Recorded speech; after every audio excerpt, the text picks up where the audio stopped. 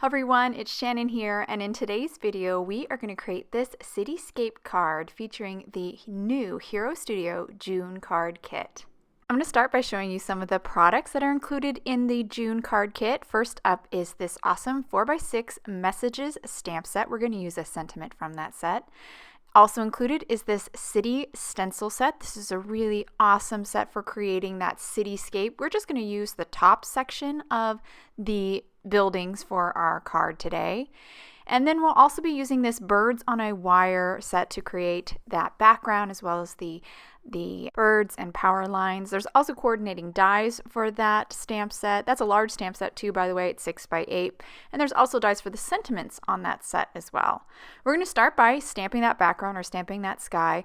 This is a two-step builder stamp for that sky. We're going to start with the larger, more solid stamp first. You see here I've positioned it over an A2 panel of white cardstock, and I'm going to start by inking this up with one of the inks that are included in the kit as well. This dusty blue is included in the June kit, except for it's a 1-inch or ink cube version. I just have the full size here. I'm just going to ink up that whole stamp with that dusty blue and stamp it. I'm also using a Hero scrubber to help me kind of press all over that image. This is a very light blue, and I want it to get a little bit darker because my goal is to create a night sky. So I'm going to stamp this several times, probably about 5 to 6 times in total, really to build up that intensity of blue. So here it is after the 6th time of stamping, and we're now moving on to a different color. This Stonewash is also included in the kit here.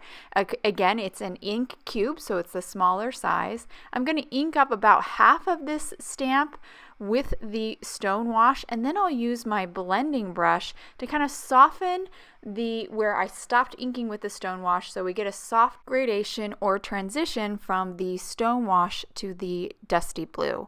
Here I am repeating the process, inking it up first with the Stonewash with my ink pad directly to the stamp, and then using my blending brush to soften that line where it would transition, or where it is going to transition from the Stonewash to the dusty blue.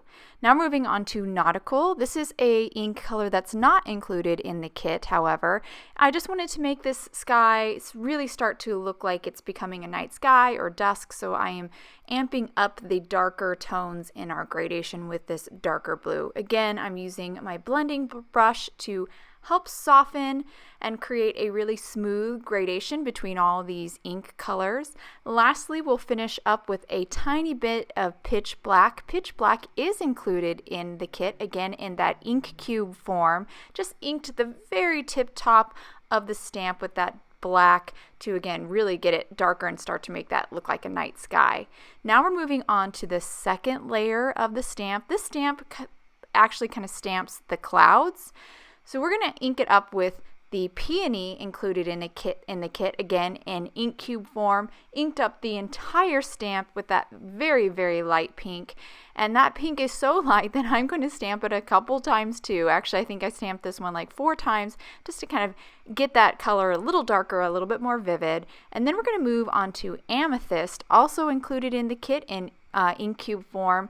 And using my blending brush only, I'm going to load it up with that Amethyst and apply it to the stamp with the blending brush to get just the softest bit of purple. The Amethyst is a really beautiful purple, but it's kind of dark, and I didn't want it to be so dark. So I'm again repeating the process just to kind of amp up the color a little bit more, and also with my blending brush keeping it nice and soft, or nice smooth, I should say, rather, gradation over the clouds. And there's my finished sky.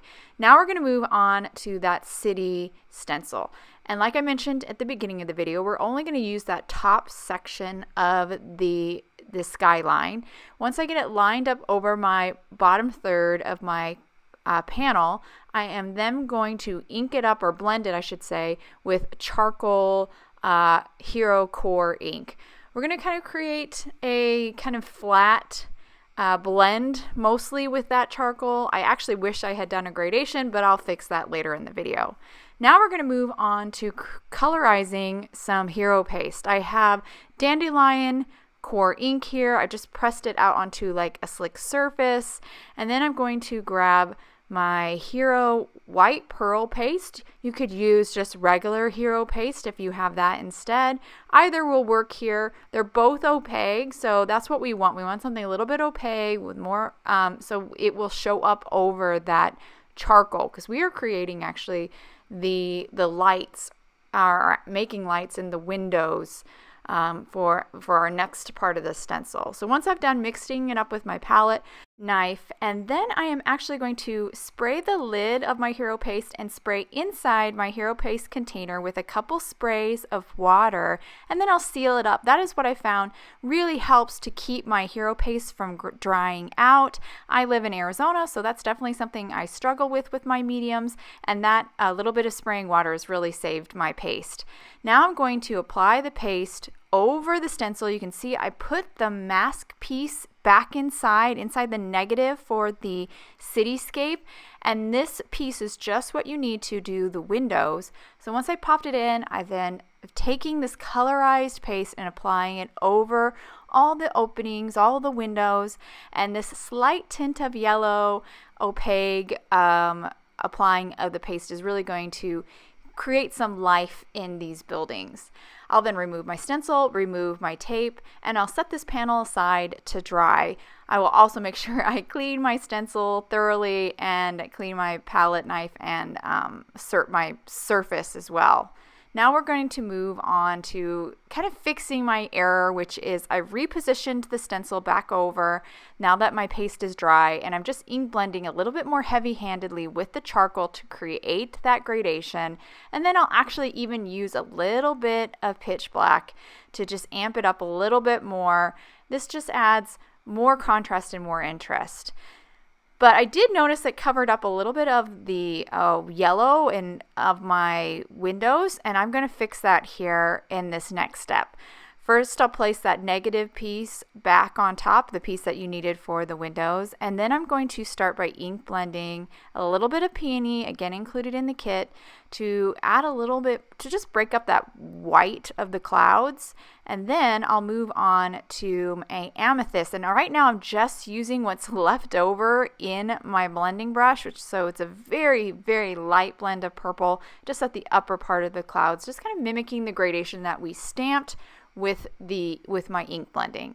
Now, I noticed when I was ink blending with the peony that I was actually picking up some of the gray that was on my Hero Paste. So then I just grabbed my Dandelion ink again and ink blended over those windows, and that just restored that yellow look to the Hero Paste. So glad I discovered that one out. That was a great saver for that step of doing the windows. I thought I lost it a little bit when I did the darker gradation with the grays and black. Now I'm going to press out some Unicorn White Pigment Ink onto my slick surface, mix a little bit of water, and use my brush to mix the water and ink together, and loaded my brush up with that watered down ink, and now I'm just splattering at the top third of my panel to kind of create the look of stars starting to form in our night sky. Once I finish kind of splattering that, I'll also set that panel aside to dry, and now we're going to move on to the power lines and birds.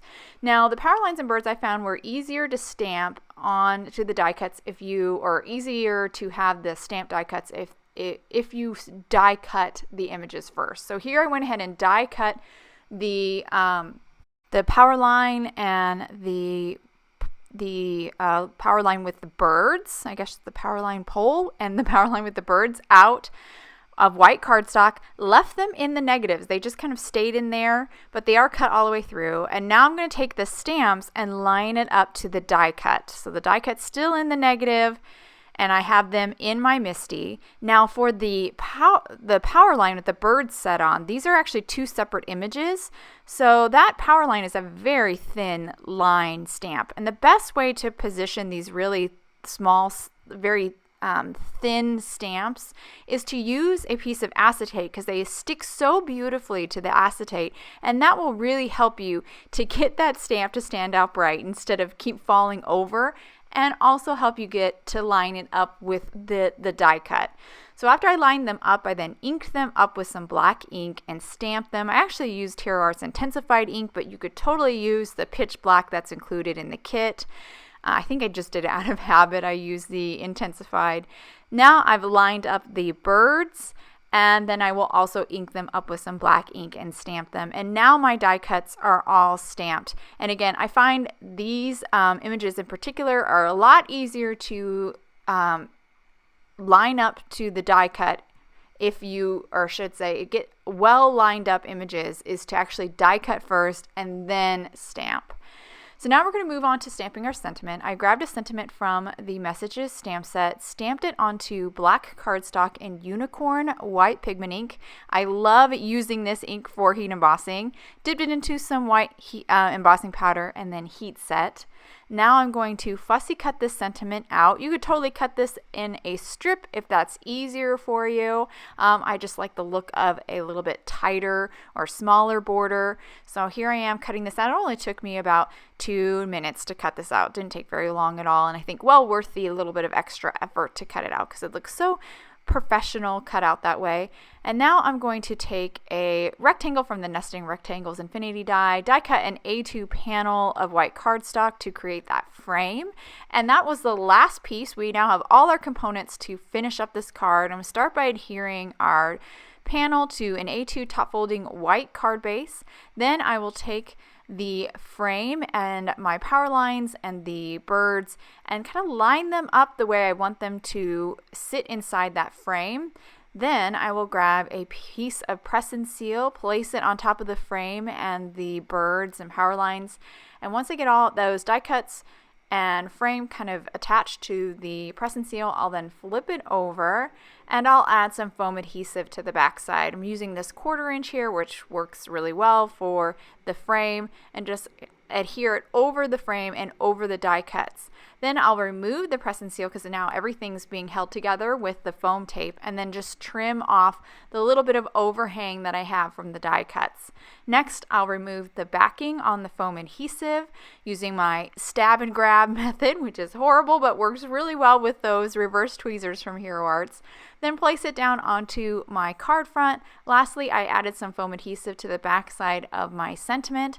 Then I will position that down onto the sky to complete my card. I'll hold it up to the camera here so you can get a good look at all the details. I just love how this card turned out. I love that skyline and the paste that we used to really add warmth and life in the windows. Of course, that ombre night sky or dusk sky is so pretty and works perfectly with our sentiment. I hope you guys enjoyed today's card and video. If any questions about the products I use, please check out the links below in the description. Thank you so much for watching, and I hope you have a wonderful day.